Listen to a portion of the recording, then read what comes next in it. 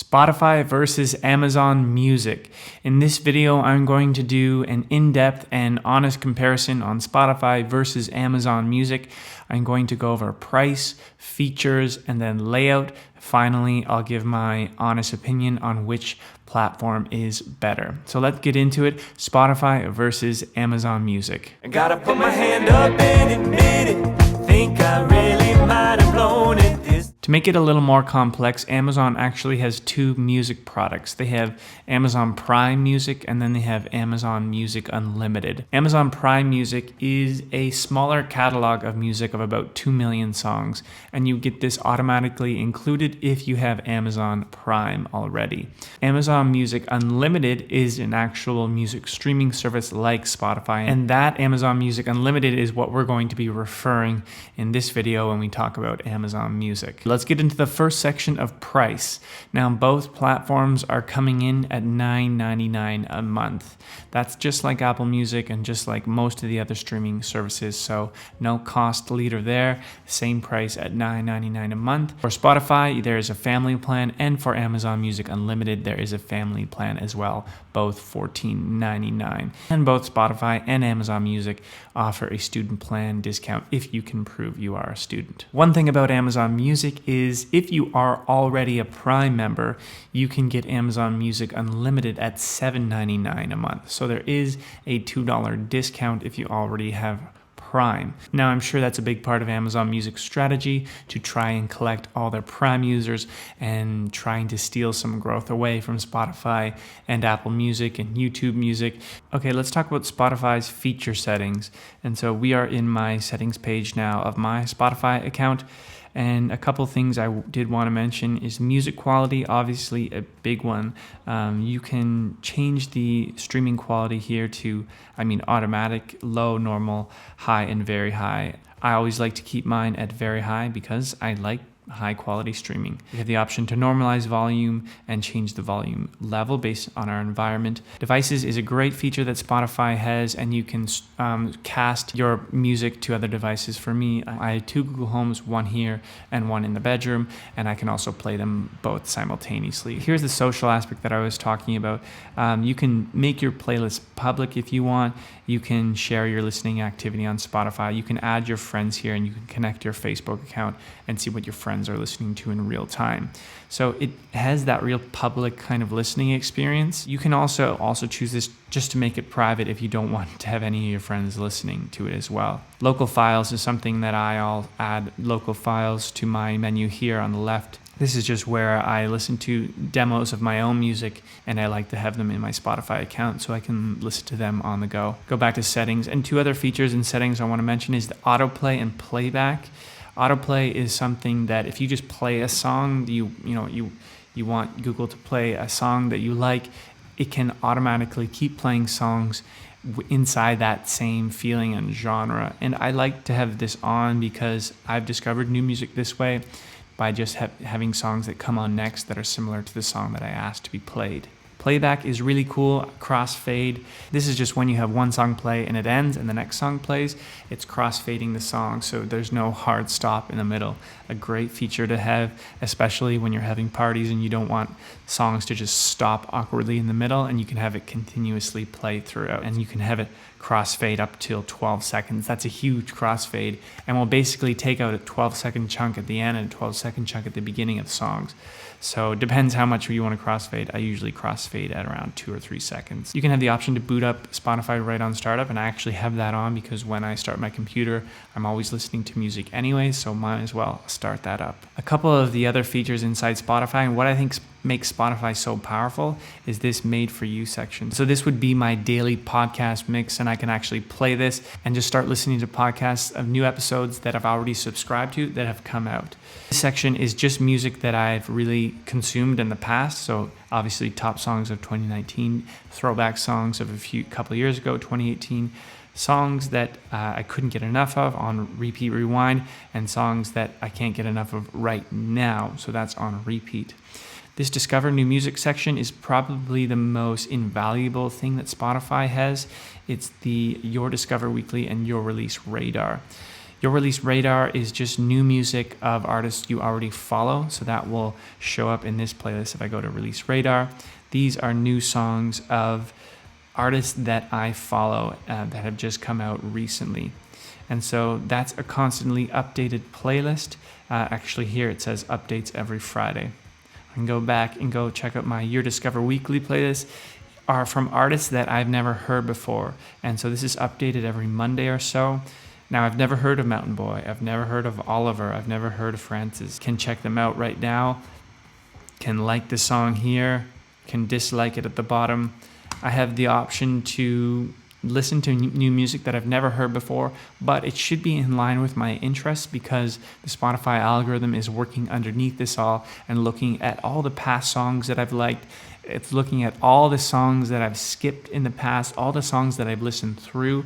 It's collecting thousands of different data points and putting a nice playlist together for me that they think I would like. So really, really like this playlist and discovered a lot of new artists that I probably would have never discovered before.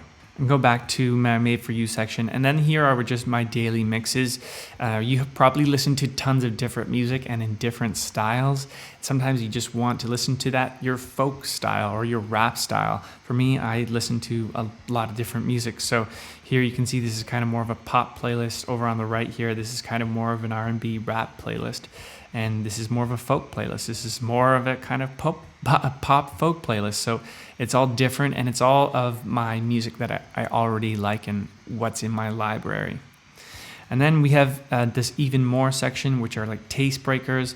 Start 2019 by broadening your horizon. So we've made you a playlist of songs from genre and artists you don't normally listen to. So give you like a classical song maybe, or give you something else, that a genre you haven't touched yet. And this is going to just kind of put that into a playlist that you might like because it's also taking the data points from the Spotify algorithm.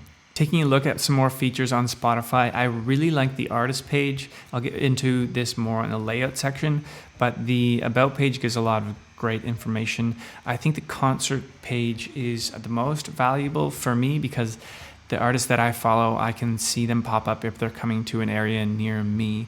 And this is actually my page, and I have no concert listings right now, but it's valuable for me too as an artist, for people that follow me, and when I put up a concert here, they'll be able to see that as well. Another cool thing about social sharing that I briefly mentioned with Instagram, if you're on your mobile device and you go to the song and press the three dots, and you can actually share to an Instagram story seamlessly, and then if someone looks at your Instagram story, they will have the option to play that song right on Spotify and go to their account. So cool for sharing, but even better for artists who want to share their songs. If I want to share this song called Nothing But the Glory to my audience, I can do that seamlessly with Instagram stories, put that right to my stories, and they have the option to listen to it in one click. Let's switch over to Amazon Music now and talk about some of the Amazon features that are really great. I'm in Amazon Music now, and obviously a very Amazon design, right? If you really like the Amazon design, then you're going to really like this design. A couple features that I thought were really cool are this Football Live section, and I've actually never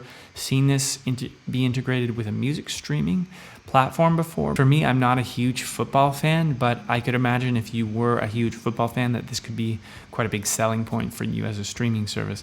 And so you can filter here by all competitions and date of football that's happening right now. Another feature at the top here, if I go back to my home page and I just click on a song, similar to the autoplay with Amazon Music, if I'm listening to this song called Level, it will automatically generate a playlist for me at the top here where it says 50.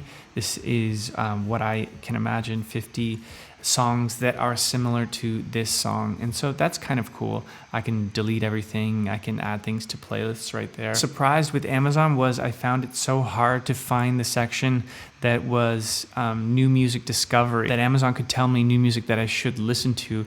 It wasn't noticeably here on the side like it is on Spotify, for example. And I found that quite surprising because Amazon's strength as a platform, as a company, are recommendations and recommending products. It just doesn't seem to have that as much on the music side of things. I have to go to the bought section here, and because I haven't bought anything yet, I go to Discover Music, which takes me back to this home page and then has recommendations of the week. And so I can go click more here or look at down, which is radio songs for young and old, just kind of like rough recommendations that Amazon has given to me. I haven't fully filled out my catalog, and therefore the algorithm is still weak.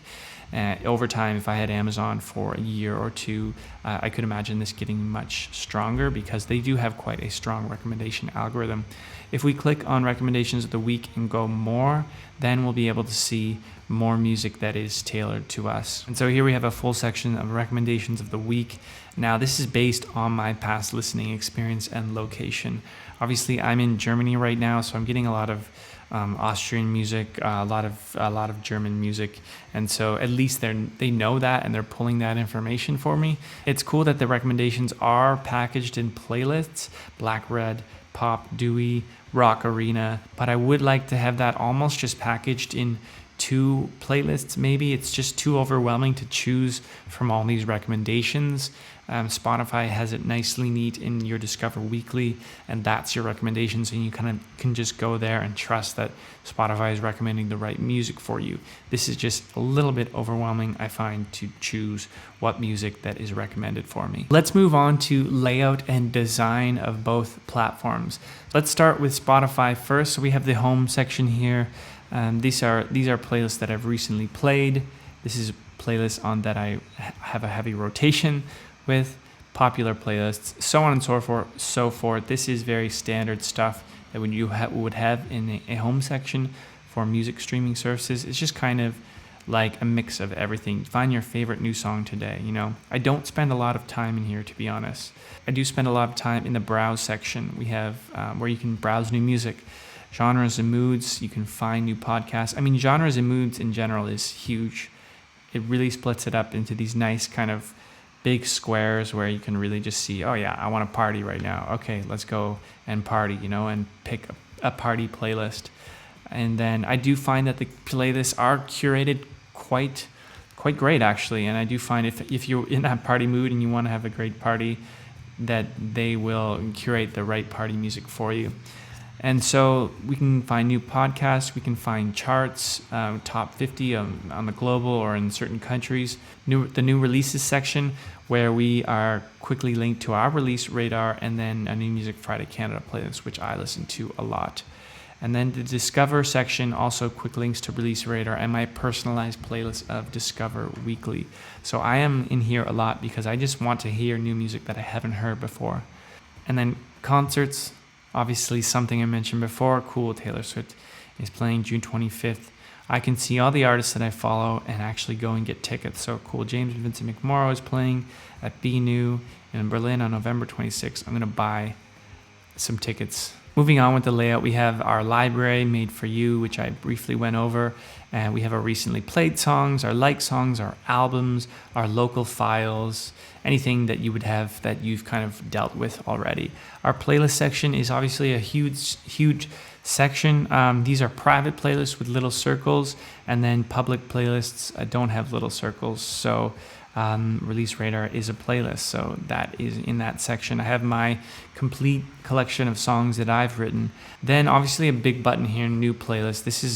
Spotify has really built around playlists of official Spotify curated playlists, but also of these collaborative playlists that anyone can make and grow them and share them. And so Spotify is a really playlist economy, and so anyone can start a playlist, share it, and make it quite big. So this is the easy onboarding of what a playlist looks like. I really like the layout of the artist page on Spotify. If I go to my artist page, Charles Klein, I just think that it's a clean look for every artist, and it gives a lot of good information. These are the popular songs right off the bat that have a lot of streams, and then you can quickly go and see all the release of their discography, and then what playlists they have as an artist too.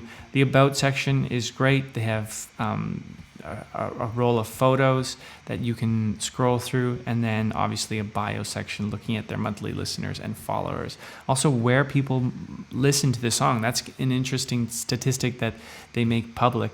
Instagram, Twitter, Facebook, which are kind of cool. If you like the artist so much, go and quickly get linked to their Instagram account and follow them there. Let's move over to Amazon Music. As I said before, Amazon Music has a great design if you like Amazon design.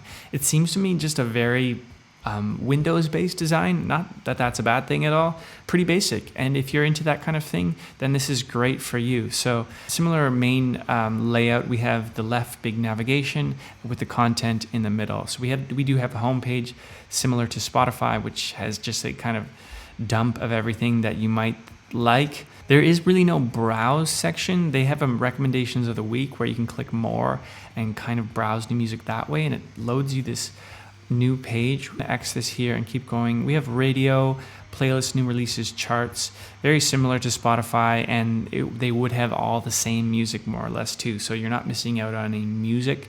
It's just the way you consume it. Obviously, this football section is new here and something I've never ever seen in Spotify, so that's really cool. Last is just things that we've heard and added recently, and then My Music, obviously a big one here.